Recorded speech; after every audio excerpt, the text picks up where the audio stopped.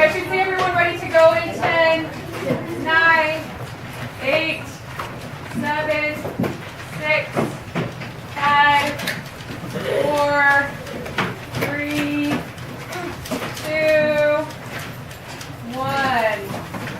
Okay, looks like most people are ready. Got all you need on your desk is a piece of scratch paper and a pencil. Okay, so a lot of people were asking about the camera. So for an assignment for one of my college classes, I have to video myself teaching. So some of you might be in the video, but the only people who are going to see it are me and my teacher, okay? So this is just for me to learn, okay? So I'll watch the video after and see what I can do to improve teaching. So I'm not really videoing you guys so much, okay? So we're going to do something called a math talk. Raise your hand if you've heard that before. Or a number talk. Some people call it math talk, some people call it number talk. So, the reason we do number talks is to practice doing mental math, okay? Why would it be important to do mental math? What do you need that for in your life? Darren? So it'd be easier and quicker to get things done. Yeah, easier and quicker to get things done. Okay? What's an example? You guys, today in math, what were you talking about? Comparing what? Ratios. Okay? And you talked about, and Mrs. Hart was talking about examples at the grocery store, where you're comparing the costs of different things. So a lot of times, if you're grocery shopping, you don't have time to like sit and write everything down. You might just kind of have to think in your head. So that's why we want to practice mental math skills. So first, I just want to tell you the rules for this. So people are going to be sharing their answers, and the main rule is not to tell other people they're wrong. Okay? So if someone gives an answer and you don't agree, you can say you don't agree, but you can say I disagree because, like, we be respectful, okay? Okay, the other rule, just like any other time, raise your hand and wait to be called on before you talk. And then with your scratch paper, I want you only to use it if you absolutely need it. I want you to try to do as much as you can in your head. Okay, so you have the scratch paper and your multiplication tables as tools. But I want you to try to do as much in your head as you can, okay? Those are just there to help you if you're stuck, okay? So what I'm going to do is I'm going to write an equation on the board. I'll erase this. And I'm going to give you 2 minutes to think about it. Okay? So what you do is think about the equation. When you have an answer, you'll just put a 1 in front of your chest, okay? If you find more than one way to do the problem, you can put how many ways you found, okay? So if you just find one way in the answer, it's 1.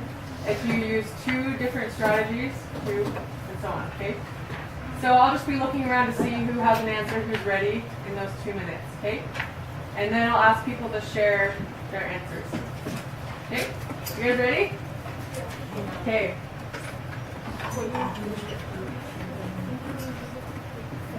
All right, here is your equation.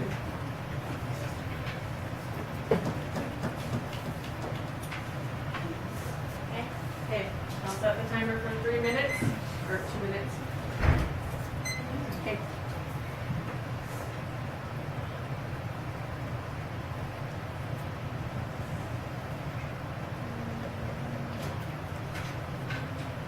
Remember, when you have an answer, it's one finger.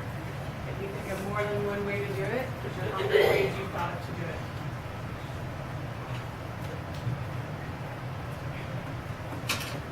If you have extra time, you already found an answer, I encourage you to think of a different way.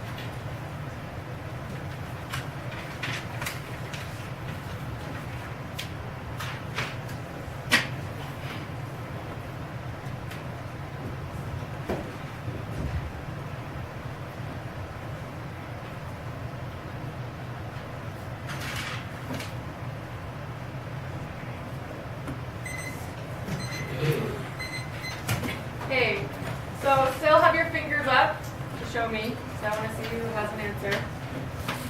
Okay. Anthony, what answer did you get? 300. 300. Okay. Did anyone get a different answer? Okay, Aspen, what did you get?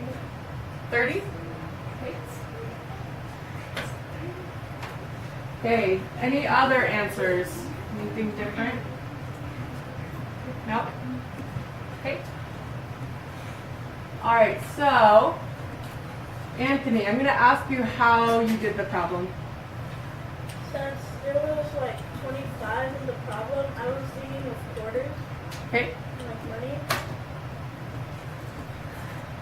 Okay, so you thought of quarters for 25, right? Okay. And then, since 4 makes like $1, I was thinking of 12 divided by 4 and then equal 3. And then I was thinking of the money, so I took away the decimal and it was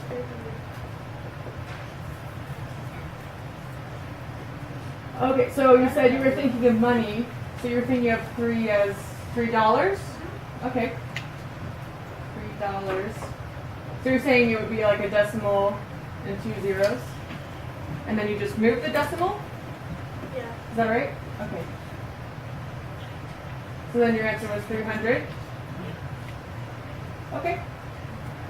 Okay, Aspen, how did you do it?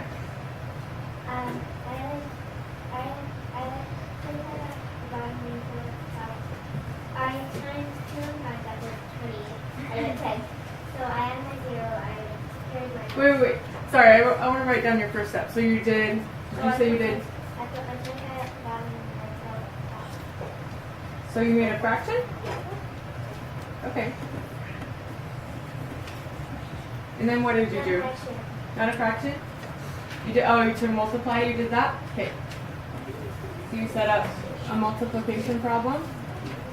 Like this? Okay. Then what did you do? I times 2, 5, and that makes 1. So I put my 0 under my 5 and carry my 1. Okay, so 0 under the 2, carry the 1 over the 2. Okay. And then I type 1 times 0 and then 2 and 3, so then I add the 1 and make 3. Okay, I hear some whispering. Remember, if someone else is talking, you need to have voices off. Okay. So Aspen, you said you did 2 times 2 next. No, I did 1 times. So then you did 1 times 2. Yeah. 1 times 1. 2 times 1. Did So then you put a 2 here. I? No, the one I added. Or the one you added. Okay. So what's the next number you put? I put 3. 3? That's not 30. Okay. Okay, I see some hands. So here's a point where, we talked about you can disagree, but be respectful about it. So you say, I disagree because this. Okay, Kylie?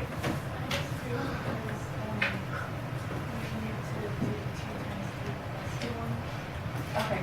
So you're saying the next step after she did 2 times 5 and carried the 1, she should do 2 times 2 and then add 1? Okay. Do you agree with that, Aspen? Yeah. Okay. So 2 times 2, add 1. What would that be, everyone? 5. Okay. So you stopped at 30, right, Aspen? Is that what you got? Okay. All right. What else? What other comments do we have? Alex? I disagree because she skipped 1 step. She has to multiply the number with 5 and using the other side. Okay. So you said we skipped some steps. So what's the next step we would have? To put a 0 is Put a 0 and then multiply by 5. multiply 5 and 1. Okay. So 5 times 1 is 5. okay. And then what? Okay. Are we done? Okay. Natalie, what do we do next? And then you add them together. Okay. So what did you get when you added them? 300? Okay. So you did the traditional way, 0 plus 0, 5 plus 5, 10 carry the 1? Okay. Alright. Okay. Does everyone agree that our answer is 300? Yep. Okay, give me a thumbs up if you agree it's 300, thumbs down if you disagree. I can show your chest. Thumbs up if you agree, thumbs down if you disagree. Okay. Okay, now I want to see, did anyone do it a different way? So Anthony talked about using quarters, and then Aspen used the traditional multiplication, okay? The traditional algorithm. Okay, so show of hands, who did it differently than what we already did? Okay, Alexis, what did you do?